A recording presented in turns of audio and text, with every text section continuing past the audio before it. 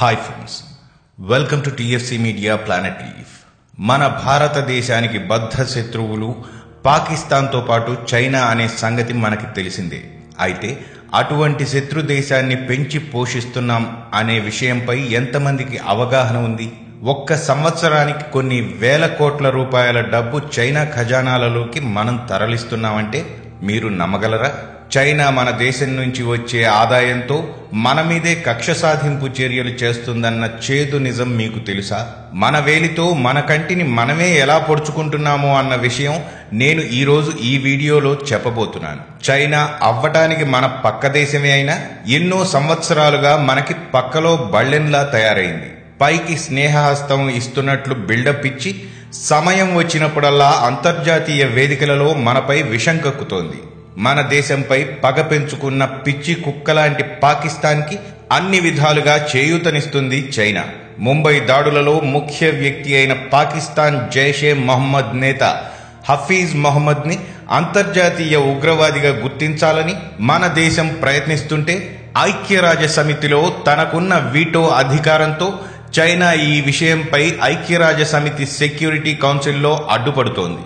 అంతేకాదు, అణు సరఫరా దేశాల కూటమిలో మన దేశాన్ని చేరడాన్ని వ్యతిరేకించి మరోసారి తన వక్రబుద్ధిని నిరూపించుకుంది.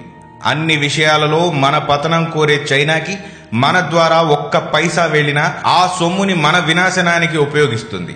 అది ఎలాగో ఇప్పుడు నేను చెప్పబోతున్నాను. ప్రపంచపు డూప్లికేటర్ గా చైనాను చెబుతారు. ప్రపంచం మొత్తం ఏ ఆవిష్కరణ జరిగినా వాటిని డూప్లికేట్ చేసి అతి తక్కువ ధరతో మన దేశంలో అమ్మేస్తుంది.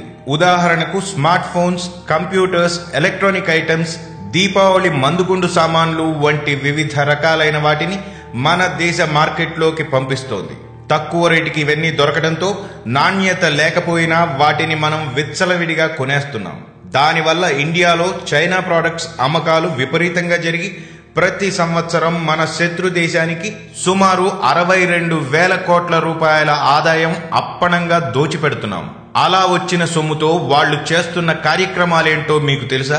ఈ సొమ్ముతో పాకిస్తాన్ కు ఎకనామిక్ కారిడార్ పేరుతో మన దేశ రక్షణకి గండి కొట్టే ప్రయత్నం చేస్తోంది.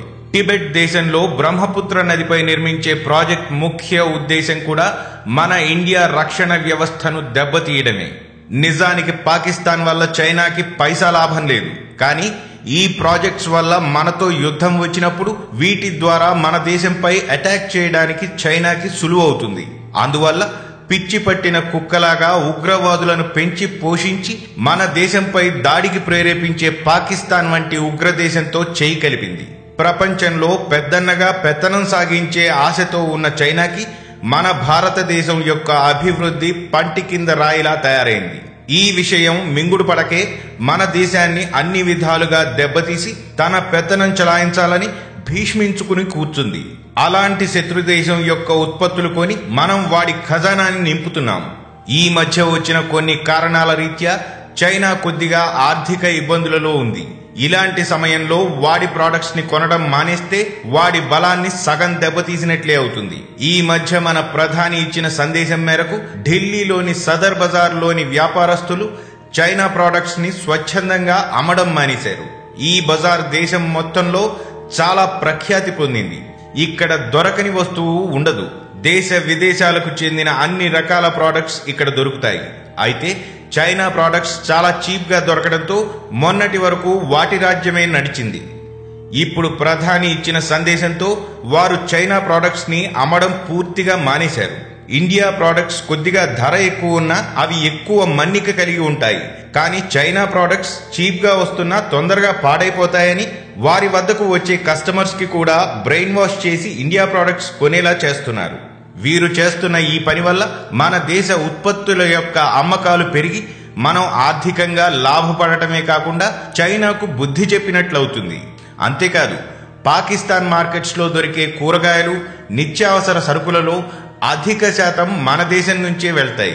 మరీ ముఖ్యంగా గుజరాత్ లోని ఓడరేవుల ద్వారా అధిక మొత్తంలో కూరగాయలు, నిత్యావసర సరుకులు వెళ్తాయి. అయితే అక్కడి వ్యాపారస్తులందరూ కలిసి పాకిస్తాన్ కు సరుకులు పంపడం నిలిపివేశారు. దీనివల్ల పాకిస్తాన్ లో నిత్యావసర సరుకుల రేట్లు మండిపోతున్నాయి. మన దేశ నాశనానికి ఎప్పుడూ కుట్రలు పన్నే పాకిస్తాన్కు మనం సాయం చేయడం మంచిది కాదనే నిర్ణయానికి వచ్చి వ్యాపారపరంగా వారికి నష్టం వచ్చినా వారు ఈ పని చేశారు. ఢిల్లీలోని సదర్ బజార్ వారిలాగా, గుజరాత్లోని వ్యాపారస్తులలాగా మన దేశం మొత్తం చైనా ప్రోడక్ట్స్ కొనడం, అమ్మటం లాంటివి బహిష్కరించగలిగితే మన శత్రు దేశాన్ని ఆర్థికంగా దెబ్బతీసి మన దేశ అభివృద్ధికి తోడ్పడ్డ వాళ్ళమవుతాం. చైనా ప్రోడక్ట్స్ ని పూర్తిగా నిషేధించడం వల్ల వారు పాకిస్తాన్ కి కడుతున్న ఎకనామిక్ కారిడార్ పనులు ఆపేస్తారు. టిబెట్ లో నిర్మించబోతున్న ప్రాజెక్ట్స్ కూడా ఆగిపోతాయి. దీనివల్ల మన దేశానికి చైనా వల్ల వచ్చే ముప్పు చాలా వరకు తగ్గుతుంది.